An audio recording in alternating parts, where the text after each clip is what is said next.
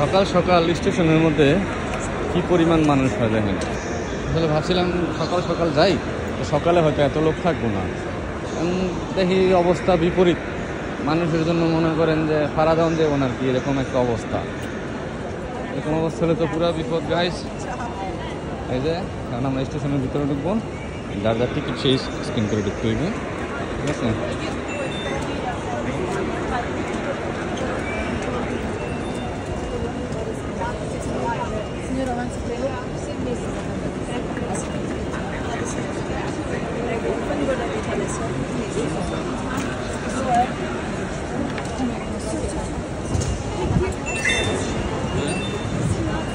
স্টেশনের ভিতরে ঢুকে পড়লাম। এটা হচ্ছে মিলানো সেন্ট্রাল স্টেশন, অনেক বড়, মনে হয় 24টা বিনারিও আছে, এটার মধ্যে 24টা বা 23টা বিনারিও আছে। দেখেন গাইস কি পরিমাণ মানুষ সকাল সকাল। হারাই গেলাম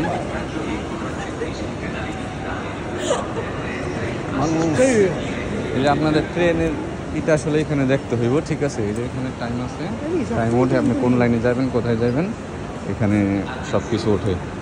তো আমি যেহেতু জানি আসলে আমি কোন জায়গায় যাবো, আমার বিনারিও কোনটা সেটাও আমি জানি, কারণ এর আগে পরে আমি গেছি, যার কারণে আর কি আমার এটা দেখার দরকার পড়বে না, কারণ এটা আমি এর আগে 2-1 বার দেখছি, ঠিক আছে।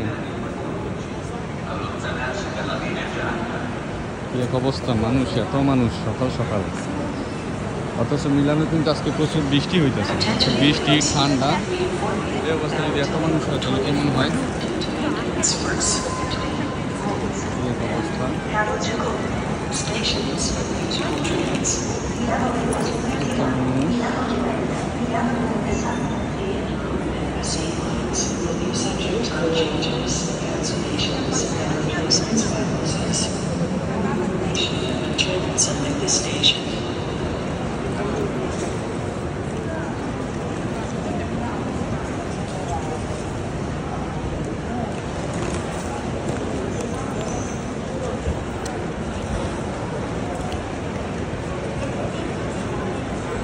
এটা হচ্ছে বুলেট ট্রেন ফ্রেচেরোসা। কিন্তু আমার কাছ থেকে যেটা ভালো মনে হয়, মানে আমি আরও 2-1 জনের কাছ থেকে শুনছি, আপনার ফ্রেচেরোসা থেকে ইতালু অনেক ভালো স্পিডে যায়। ফ্রেচেরোসা নাকি একটু কমই চলে আর কি, একটু স্লোতে থাকে, কিন্তু ইতালু যে ট্রেনটা আছে সেটা অনেক অনেক স্পিডে যায় আর কি, ফ্রেচেরোসা থেকেও বেশি। জানি না যদিও, কারণ আমি এখনও ফ্রেচেরোসাতে যাই নাই, তো আইডিয়া নেই, যতটুকু শুনছি আর কি, ঠিক আছে।